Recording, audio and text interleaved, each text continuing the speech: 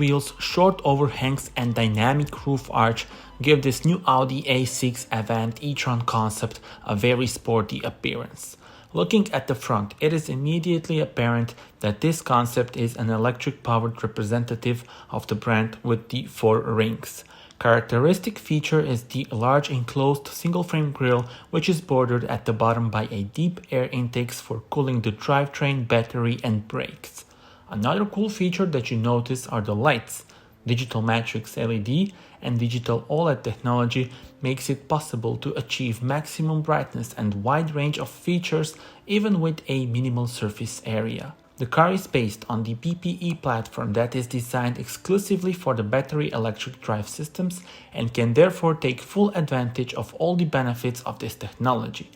Battery between the axles holds around 100 kWh of energy. Together with a range of up to 700 kilometers, the new A6 Avant e-tron is suitable for long trips. Speaking about the numbers, Concept's 2 electric motors are capable of delivering 350 kW of total output and 800 Nm of torque.